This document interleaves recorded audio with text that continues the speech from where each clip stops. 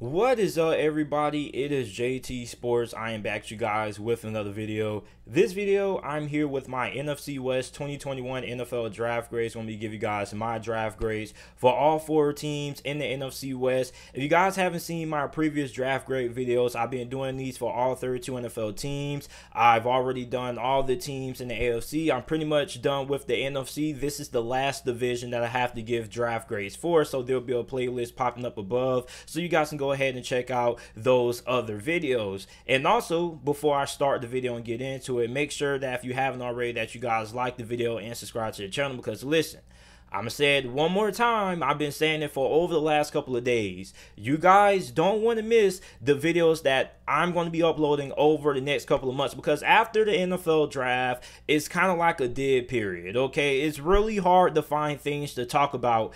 Not for me. I upload some of the best offseason content that you will find on YouTube. I cover all 32 NFL teams. I go in depth. I break down positions, what to expect from new coaches, potential breakout players. I also talk college football as well. So if you are a diehard football fan and you're passionate and you love football just as much as I love football, then this is the right channel for you. Make sure that you guys subscribe to the channel, because you guys are going to be missing out on some really good content if you don't. So let's talk about the Seattle Seahawks. So the Seattle Seahawks, I gave them B. They didn't really give me much to really work with. I mean, like, they only had 3 draft picks. Now, you select the wide receiver Dwayne Askridge from Western Michigan. That was their first selection. They selected him in the 6th round, 56 overall.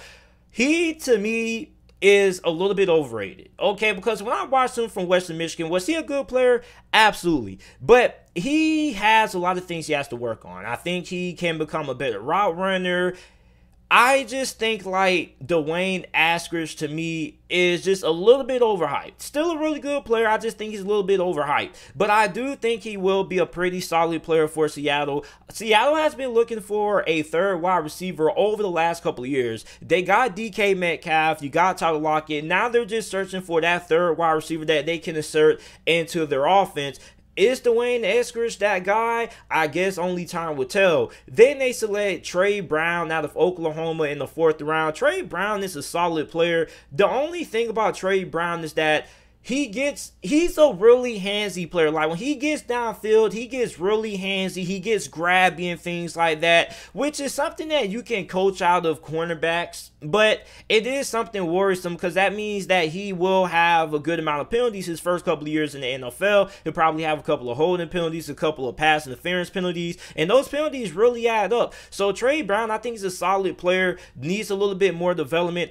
A little bit of a handsy player, but overall he could become a pretty solid corner in the NFL. But my favorite pick for Seattle was selecting Stone Forsythe. I think he has one of the best names in the draft. Let me say that again. Stone Forsythe in the 6th round, 208th overall, out of the University of Florida. This guy is a 6'8", 307-pound offensive tackle. And in my opinion, he's one of the best pass blocking guards that came out of this year's draft class. Now, the reason why he went in the 6th round was probably because he is a phenomenal pass blocker, but when it comes to run blocking, he seems to not really care all that much. I think he just loves to pass block, doesn't really care that much from run blocking. Now, he can improve as a run block. He most definitely can improve as a run blocker. I mean, this guy is what, 6'7", 6'8", 307 pounds? This guy is one of the biggest human beings I've seen, and I wouldn't be surprised if he ends up becoming a starter in Seattle in like a year or so, because this guy is a really good offensive tackle. The only downside is that he isn't great at run blocking. Like, there's a huge drop off when it comes to his pass blocking production and when it comes to him in the run blocking department. So Stone Forsythe, if Seattle can improve him from becoming a below average run blocker to even just an average run blocker, you're going to have one of the best tackles in the NFL. Stone Forsythe has so much potential. So I really like the addition of Stone Forsythe. Seattle didn't really have that many draft picks, but I think they did pretty okay for the 3 draft picks they had. I'm going to give them a B. Moving on to the LA Rams. The LA Rams had way more draft picks than Seattle, but I don't think their draft was all that good. I think it was decent. I gave them a B-. I was really close to giving them a C, but, you know, they had a couple of players who I really like a lot, but the pick that I disliked it the most was selecting wide receiver Tutu Atwell out of Louisville. Now, I understand Tutu Atwell is really impressive when he has the ball in his hands. He can be a really good slot receiver, but size is a big concern. And people talk about Devontae Smith. This guy weighs way less than Devontae Smith. This guy's like a feather on the football field. So when you look at Tutu Atwell, okay, he's really good with the ball in his hands, but you know he struggles creating separation from time to time. He's pretty much locked in at a slot receiver, and I just feel like you don't take a guy like Tutu Atwell in the second round. Like, you easily could have got Tutu Atwell in round 4. Then you select linebacker Ernest Jones. I mean, he's not a bad player, but at the same time, I don't think you probably could have got him in round 5 or round 4, okay? Then you get defensive tackle Bobby Brown III out of Texas A&M. Okay, I like that selection. You add some more depth, some more talent on the interior of your defensive line. I like the addition of Bobby Brown out of Texas A&M. Then you select Robert Rochelle, cornerback out of Central Arkansas, who is one of the most freakiest cornerback prospects that was in this draft class. This guy reminds me a lot of Byron Jones. This guy can jump out the building. He has great recovery speed. This guy's a physical, great press man-to-man corner. I think he fits very well into what the LA Rams want to do defensively, and I think I wouldn't be surprised if he ends up having somewhat of a role on this LA Rams defense this year. That's how good he is. So I like that pick. Then you select tight end / wide receiver Jacob Harris out of UCF. I don't really know what he is. On some websites, he's listed as a tight end, but he's only like he's 6'5", 219 pounds. On some websites, he's listed as a tight end. On some other websites, he's listed as just a wide receiver. So when you look at Jacob Harris, okay, this guy has some pretty good speed. He has some pretty good breakaway speed. He also has very good size as well. He's 6'5", 219 pounds. So he has all the tools to become a very good deep threat. Okay, then you select edge rusher Ernest Brown out of Northwestern. Okay, I'm not mad at that pick neither. I think Ernest Brown is a really underrated edge rusher. He can be developed and groomed to be potentially a 6-7 sack guy. Then you also select Jake Funk out of Maryland. Okay, more depth at the halfback position. Okay, I can understand that. But you know, I just feel like the LA Rams had like a lot of reaches, man. Like, I really felt like you could have got Tutu Atwell and Ernest Jones in the later rounds of the draft, which is why I got to give them a B-. I was really close to giving them a C.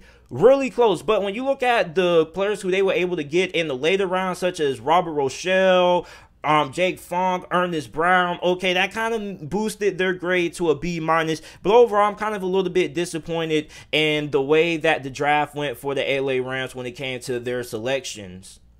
The Arizona Cardinals, I'm giving them an A-. I think the Arizona Cardinals had a really impressive draft. You select linebacker Xavier Collins 16th overall, which was a big surprise to a lot of people because a lot of people thought they were going to go corner, trying to find Patrick Peterson's replacement. A lot of people had him linked to, you know, a lot of people had Arizona linked to Caleb Farley. He ended up falling all the way down to Tennessee. You select linebacker Xavier Collins. Xavier Collins, in my opinion, was the best linebacker in this draft class. He can do everything. He can cover. He's good blitzing off the edge. He's one of the smartest linebackers in this draft class. Like, I feel like he's going to be a really good fit in Arizona, but my concern is there are some rumors out there that they plan to move him to outside and that he's probably going to be an edge rusher.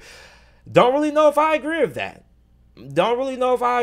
I like him more at inside linebacker. I feel like that's his strength. You could move him to outside, but I really think if you move him to outside, then you're kind of taking away what he does well. This guy is very good in coverage. He's a good tackler. He's good at diagnosing plays. He's smart. I really hope the rumors that they're going to be moving him to outside isn't true because I like him better at inside linebacker. Then you select Rondale Moore in the second round, which I'm not surprised. I pretty much knew that was coming. Like, when I saw Rondale Moore still on the board and Arizona was on the clock, I was like, watch Arizona draft Rondale Moore. They drafted Rondale Moore because Rondale Moore fits perfectly in Cliff Kingsbury's offense. Like, you know, this like a 5'9" slot receiver. This guy is really shifty in the open field, makes a lot of guys miss. And I think him going to Cliff Kingsbury's system, I think that's probably what's the best fit for him when you look at a coach who should be able to get the most out of him. Then you select cornerback out of the University of Florida, Marco Wilson. Now, Marco Wilson is a really solid player, okay? A lot of Florida fans, you know, they hate Marco Wilson. He's probably the most hated player in Florida football history because he threw the shoe against LSU, which ultimately led to them losing the game, which pretty much lowered their chances of being able to make it to the college football playoffs. But if you watch Marco Wilson, he was a pretty solid player in his time at the University of Florida. You know, last year he could have been a lot better, had a really shaky game against Texas A&M, but overall I think Marco Wilson is a very solid player. I think he can develop into a solid cornerback in the NFL. I think he could be like a Steven Nelson. I think he can be like a, you know, not a top tier cornerback, but a solid cornerback at that. Then you also select another cornerback, Tate Galwin, cornerback out of UCF. You get safety James Wiggins in the 7th round. Don't know how James Wiggins fell all the way to the 7th round. I think he was one of the best safeties in this draft class.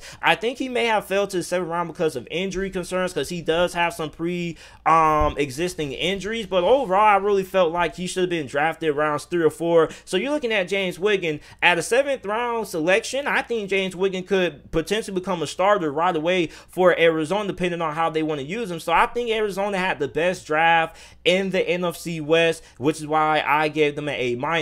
The last thing we have to talk about the San Francisco 49ers. I think their draft was decent. You know, I wasn't really blown away. I really liked the selection of Trey Lance, 3rd overall. It was either going to be him or Mac Jones.